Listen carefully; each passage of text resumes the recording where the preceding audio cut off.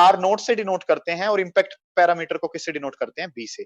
शायद आपने पहले पढ़ रखा हो, मैं समझाता हूं बच्चों, ध्यान से समझने की कोशिश करो। ये क्या है? आपके पास एक एटम है, इस एटम के अंदर क्या है प्यारे बच्चों? ये न्यूक्लियस है आपका, ठीक है जी। अब क्या करा आपने प्यारे बच्चों, एक पार्टिकल जो है, अल्फा पार्टिकल को इस रास्ते से आपने फेंका, और अल्फा पार्टिकल जो है वो इस तरीके से आ रहा है, अप्रोच कर रहा है न्यूक्लियस को, ठीक है।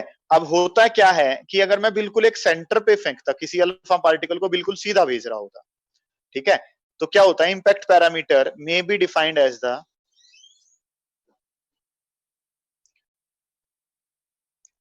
may be defined as the perpendicular distance of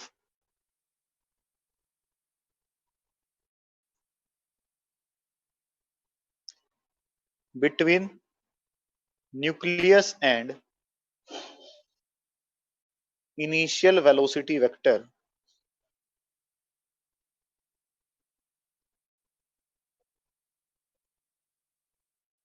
when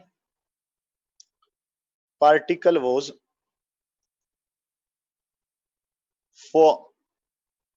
far away from nucleus। हर एक बच्चा ध्यान से सुनेगा, फार अवे फ्रॉम न्यूक्लियस। प्यारे बच्चों, अगर आप डेफिनेशन को पढ़ोगे तो आपके कुछ भी समझ आने वाली बात नहीं है, और अगर इसको वैसे कंक्लूड करोगे तो भी कुछ दिक्कत बनेगी आपने। तो अब मैं समझाता हूं, ध्यान से सुने हर एक बच्चा मैं क्या बोल रहा हूं। परपेंडिकुलर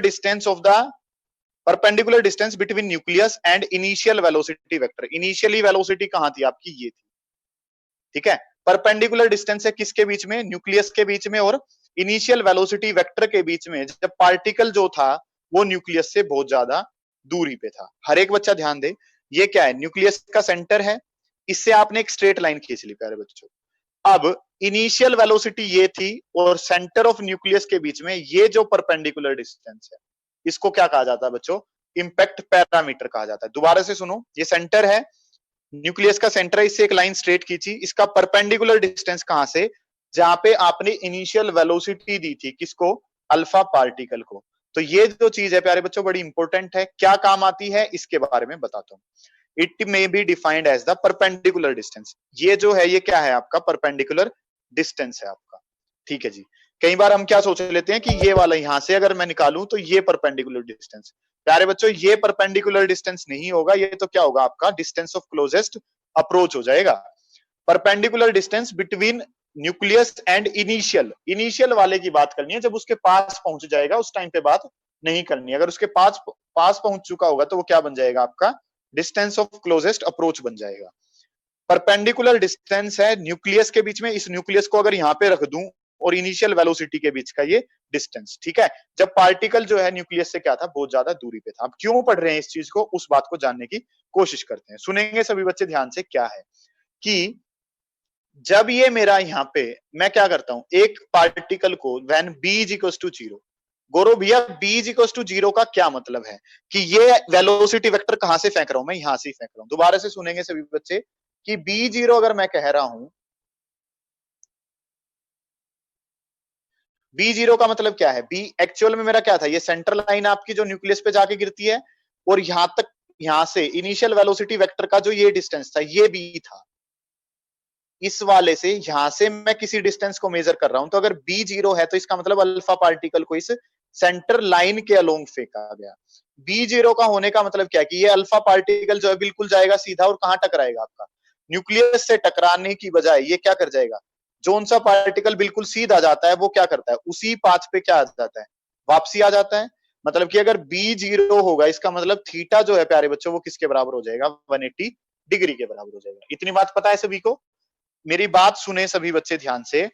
क्या b0 होने का क्या मतलब है? b का मतलब था इम्पैक्ट पैरामीटर का ये वाला डिस्टेंस, ये वाली चीज थी, सेंटर लाइन से ये डिस्टेंस है। अब अगर आप b0 कर देते हो तो आप सेंटर लाइन के अलोंग ही अल्फा पार्टिकल को भेज रहे हो, और अल्फा पार्टिकल अगर सेंटर लाइन के अलोंग ही जाता है बच्चों, तो वो क्या करता है? 180 डिग्री पे क्या आ जाता है? रिट्रेस कर लेता है अपने पाथ को। तो यहां से इम्पैक्ट पैरामीटर की वैल्यू से you can find out the value of angle of deflection, ठीक है। कि अगर आपके पास इम्पैक्ट पैरामीटर है तो आप किसको बता सकते हो प्यारे बच्चों? ये एंगल बता सकते हैं, ठीक है। अगर मैं बी की वैल्यू थोड़ी सी बड़ी रख लेता हूँ, बी की कोई फाइनाइट वैल्यू रखता हूं, तो अल्फा पार्टिकल जो है वो क्या कर जाएगा, सीधा चले जाएगा। अगर इससे बड़ी रख लेता हूँ, बी जो है अगर वो आर नोट से बड़ी कर दी, डिस्टेंस ऑफ क्लोजेस्ट अप्रोच से थोड़ी सी बड़ी कर देता हूँ, ऊपर की तरफ से जाएगा, तो अल्फा पार्टिकल क्या हो जाएगा आपका, सीधा चले जाएगा, तो कोई डेविएशन उसके अंदर नहीं होगा। थीटा जो है वो किसके बराबर आ जाएगा आपका, 0 के बराबर हो जाएगा।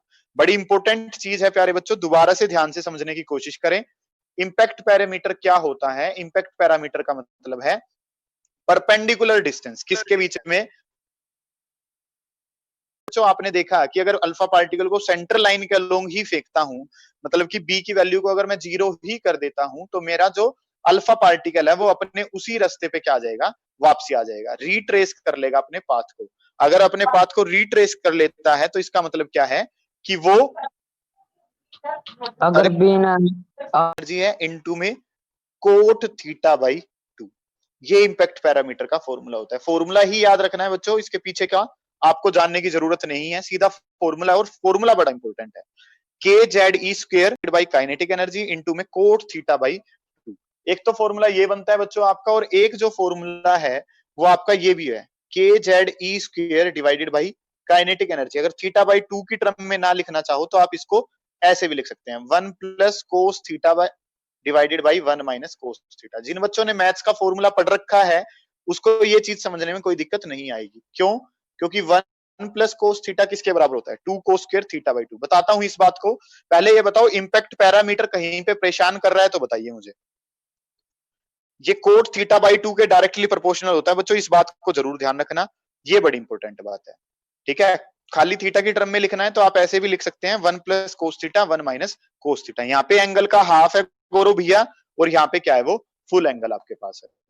तो इस बात को मैं प्रूव भी कर देता हूँ थोड़ी सी आपके लिए, कि बी इज इक्वल टू क्या है, के Z E square divided by kinetic energy, और इनटू में क्या है ये 1 plus cos theta divided by 1 minus cos theta. 1 plus cos theta का फॉर्मूला बच्चों मैथ में पढ़ रखा है, क्या होता है, 2 कोस स्क्वायर थीटा बाई 2, और इसका क्या होता है 2 साइन स्क्वायर थीटा बाई 2। 2 ने 2 को मारा, cos square by sine square क्या होता है, कोट स्क्वायर होता है, और यहाँ पे ये बात करूंगा तो क्या हो जाएगा मेरे पास, कोट थीटा बाई 2 आ जाएगा। बायोलॉजी वाले बच्चे इस फॉर्मूले पे ध्यान दें बस, और जो नॉन मेडिकल वाले हैं वो थोड़ा सा समझना चाहें तो समझ सकते हैं। अब सुनो ध्यान से, जो बात मैंने आपको बताई थी, अगर जो मेरा थीटा है, थीटा किसके बराबर हो जाए, 180 डिग्री के बराबर हो जाए। थीटा अगर मेरा 180 डिग्री के बराबर आ गया बच्चों, तो क्या हो जाएगा, के Z E square divided by kinetic energy और कोट 180 डिवाइडेड बाई 2। और 180 बाई 2 का मतलब कितना हो गया, 90, और कोट 90 कितना होता है, 0। तो इंपैक्ट पैरामीटर किसके बराबर आ गया आपका, 0 के बराबर आ गया। और यही बात मैंने आपको यहां से ये समझाई थी, ये प्रूव करी थी, आज अब ये पुट करके ये वाली बता दी। हर एक बच्चे को बात समझ आनी चाहिए, कोई भी बच्चा ऐसा है जिसको दिक्कत है बच्चों, वो पूछो। इंपैक्ट पैरामीटर जो है वो आपका ये न्यूक्लियस वाली लाइन से जो डिस्टेंस होता है इसको बोलते हैं। किसी बच्चे को कोई दिक्कत है तो पूछ लो भाई।